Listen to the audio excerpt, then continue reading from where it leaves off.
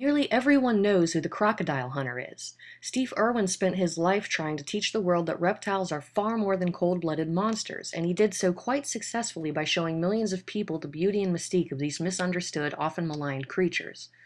To a herper, there is no greater joy than spotting one of these elusive animals. I'd like to talk about how herping is a great way to develop an active appreciation of nature and the creatures with which we share our world. Field herping is a hobby that allows the hobbyist to go out into nature and learn to appreciate it in all its forms. With human populations growing and spreading, we come into contact with reptiles more and more. It's important that we understand that they too have a place in this world. I have spent much of my life learning about reptiles, keeping them as pets and observing them in the wild. Thanks to popular misconceptions and horribly inaccurate media portrayals such as the movie Anaconda, this is what most people think of when they think of reptiles. However, in truth, reptiles are shy animals and for the most part completely harmless to humans.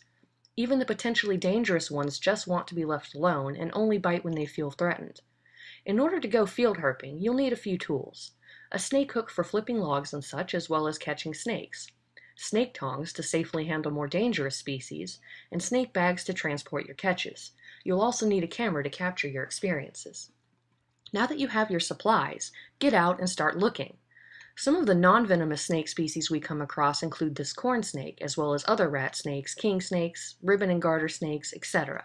Frequently we come across venomous species as well, such as this baby cottonmouth.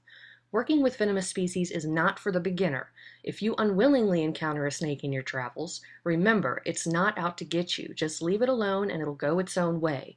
Most importantly, if you want to physically interact with snakes, if you can't identify it, don't touch it. Often we will come across a variety of other reptiles and amphibians, like this box turtle, as well as all sorts of lizards, other turtles and tortoises, and frogs and salamanders. We also frequently spot anything from bobcats to coyotes, eagles, owls, and migratory birds, as well as many fascinating insects and spiders. Aside from viewing wildlife, field herping gives us the opportunity to see some truly beautiful environments. In conclusion, a herper is someone who goes out into nature and searches for reptiles purely for the joy it brings us to see them in their natural habitat. I have attempted to show how this unusual hobby grants me the ability to appreciate the natural world in all its glory. I hope I have helped you see that reptiles have their place in our world and are perhaps not such scary creatures after all. Maybe I have even inspired you to learn more about them. Whether or not you like them, it's never a bad idea to get out there and experience nature for yourself. I'd like to close with a quote from that much-loved hero of misunderstood wildlife across the globe, Steve Irwin, the crocodile hunter. If we can teach people about wildlife, they will be touched. Share my wildlife with you, because humans want to save things that they love.